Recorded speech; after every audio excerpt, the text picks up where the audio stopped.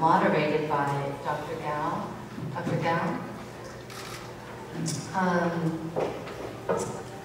We are expecting our guests to come forward, Mr. Datlani, Mr. Gregory, Kim, and Mr. Yu.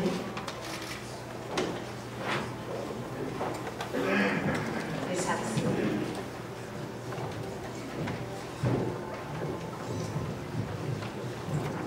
The title of this morning's first panel is Global Leaders Dialogue on Asian Investment in the USA. And just give us 10 seconds to get our microphones ready. Thank you.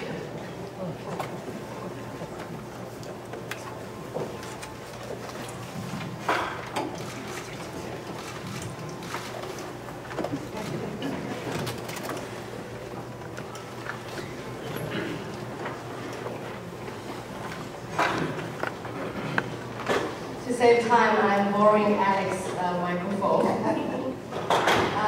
This panel will go from 9 to 10:15. And just you wonder, Ms. Colleen McEdward, the TV anchorwoman from CNN International, was going to come, and she got approval from the Speaker Bureau.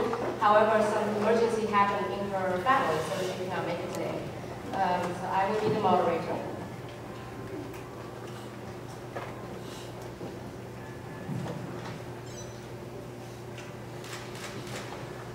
This doesn't work. I don't think it works. Does it work? Okay, thank you. We have 4 distinguished speakers today. Each represent one country. Each represent one of the countries that we talk about today. We have Mr. Alex Gregory, President and CEO of YKK Corporation of America from Japan. We have Mr. Sandeep Datlani, Vice President of Infosys Technologies Limited, India. We have Mr. Tae-in Kim, also known as Tony Kim, President of Hyundai Motors America, Inc., Korea. And we have Mr. Henry Yu, President, Shanghai Bosun Capital Advisors, Korea. And Henry Yu just flew in from Shanghai, China. So thanks to him for his travel. I would like to just to give a short introduction of each of the speakers and then turn the stage to them. Mr. Alex Gregory began his career with YKK America Group in 1973 when he joined YKK Industries, now YKK USA Inc., as one of its first American employees. In 2004, he was named the first non-Japanese group officer of YKK Corporation in Japan. In 2008, he was elected to YKK Corporation's Board of Directors in Japan as YKK's first non-Japanese director. Alex Gregory is a native of the state of Georgia, and he is a graduate of Georgia Tech, from which he holds a degree in textile engineering. Next, I would like to thank you, Alex, for coming today so early. Mr. Sandeep Datlani is Vice President and Head Americas for the Retail, CPG, and Logistics Unit at Infosys, India. He holds a global team of more than 8,000 team members in the US, India, China, and Singapore for this unit. He is the executive sponsor for Infosys initiatives in the area of digital shopping marketing, mobile marketing, and sustainability offering.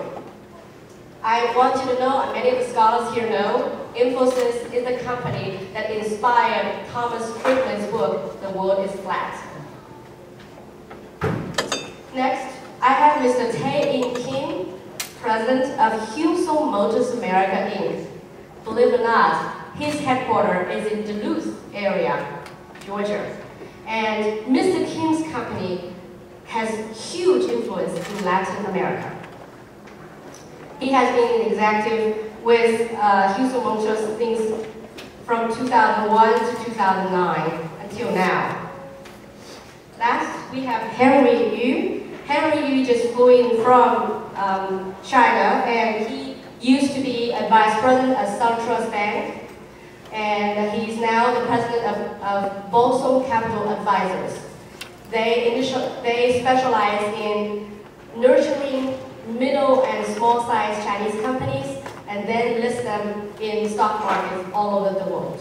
I will turn the stage first to Mr. Alex Gregory of YKK Corporation. May we move around? We don't have to stay There's seated. a little, yes. Okay. Alex, I'm sorry. Can I ask Sandeep to go first, just because the PowerPoints are queued that way? Okay, Sandeep has to go first. Rivka is the big boss. Hello, good morning. Good morning. Right, one more time. Good morning. Good morning. Better, thank you. I've had two nightmares in the last few weeks. One is following Alex in a presentation. That's taken care of.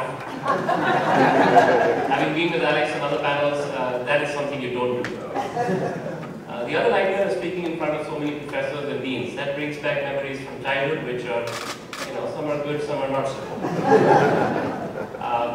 But we'll try our best. Let me share a secret about making quick friends with Indians. If you meet an Indian, and I think there are a few in the room, talk to them about India winning the World Cup of cricket in the last few years. And you make instant friendships. I think it's difficult, by the way, especially with Indians. Okay, I'm here to talk about my company, Infosys. I'll give you a quick background about what we do and how we are investing really in the US. Dr. Ashok Roy actually gave us a fantastic canvas of how the world is truly flat and the world is truly globalizing, and how centers of gravity are shifting to Asia. I'm here to talk about the reverse effect, which is how we think maybe the center of ideas, the center of innovation, the center of activity may be shifting back. Let's see how that goes. So Infosys, I joined this company about 11 years ago. I used to work for Citigroup in India, so an American company in India. And then I decided to join an Indian company in America. And that was one part of the globalization theory. But we pioneered the global delivery model. At that time when I joined them, when I joined Infosys, it was about $300 million. It was about 5,000 people. And compared to Citigroup, it seemed like joining a startup. My wife was like, are you sure what you're doing? In 11 years, Infosys has grown to $6 billion with about 130,000 people globally. And I think the market cap on the NASDAQ is about $37 billion. So it's really had a growth phase which is unparalleled across any corporation anywhere in the world. And you know what? Infosys, as a percentage of revenues, gets more revenues from the US than Walmart does, or Apple does, or Nike does. Many American icons, GE, for example, gets, as a percentage of sales, less revenue from the US than Infosys does, which is an interesting phenomenon. And I don't think we can characterize this company any longer as an Indian company because well, we get most of our revenues from the US. Most of our shareholding is foreign institutional investors outside of India, largely US investors. And so sometimes I wonder whether this is an Indian company at all. And I live in Kennesaw. That's another interesting story there. So 31 countries, all over the world, proven track record with global clients. You can look at different industry verticals, and anybody who's anybody in each industry works with Infosys in a strategic way, in a strategic partnership, whether it's business consulting, IT implementation, outsourcing, etc., etc. And that's shown up there as well. In about 7 days, we'll come out with our annual results for the year ending March 31, 2011. But until then, we live with the numbers from the previous year, and we've been growing at a fast clip, about $6 billion in size. Employees and clients are stated up there for you.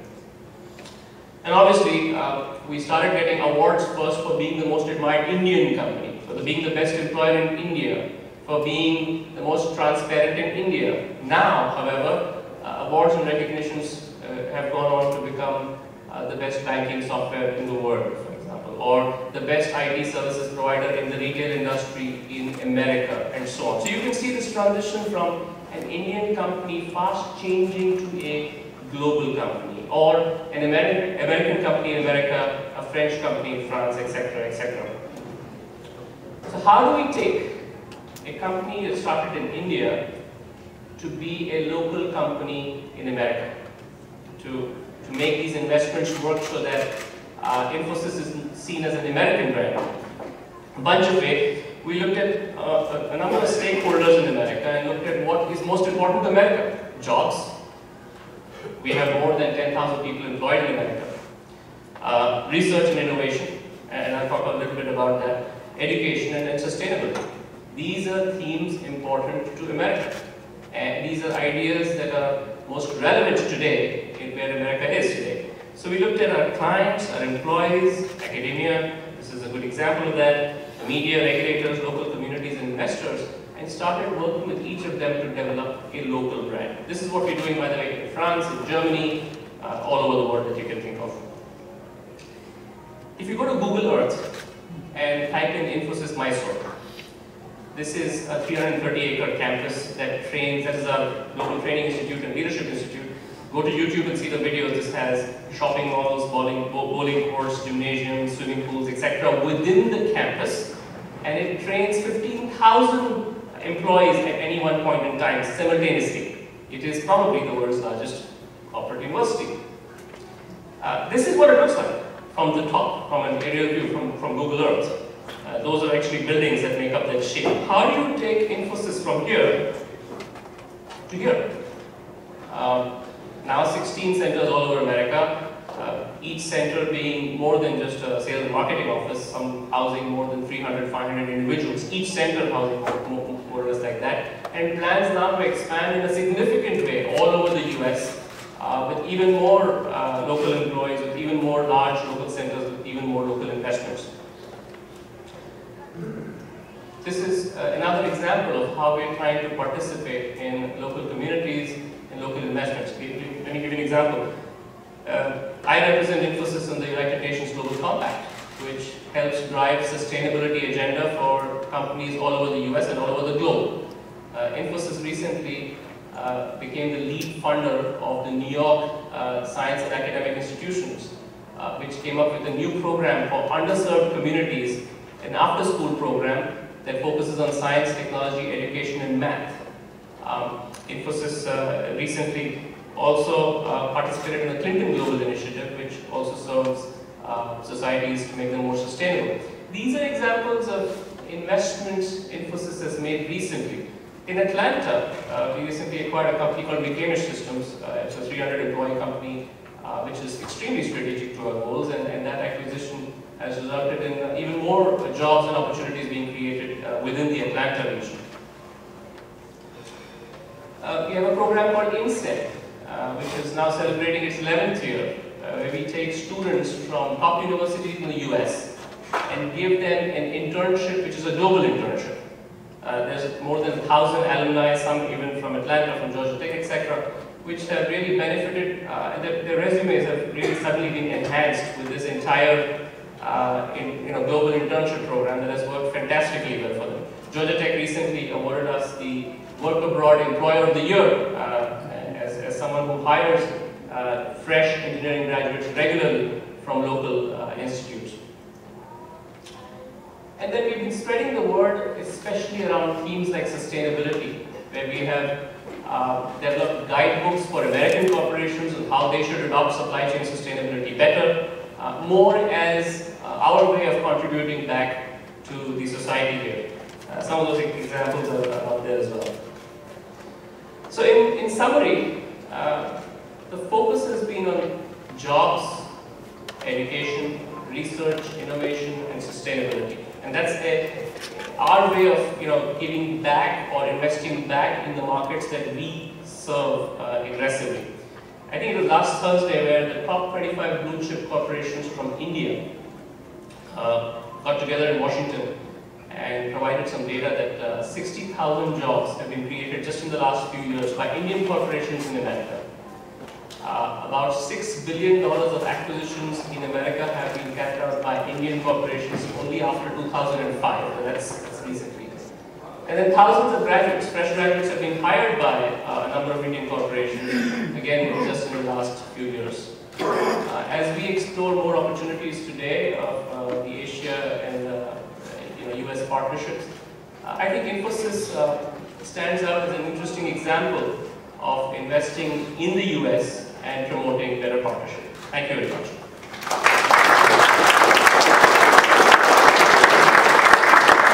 Thank you so much. Is it my turn now? Yes, it's your turn, according to Rivka, yes. Thank you. It's a pleasure to be here. I hope I'll get my slides up soon. Some of you may have heard of YKK. I'm not going to ask for a show of hands. I don't want to be embarrassed. And if you've heard of YKK, you might know it's the zippers that we make. I'm not pleased with the zippers on these bags, by the way.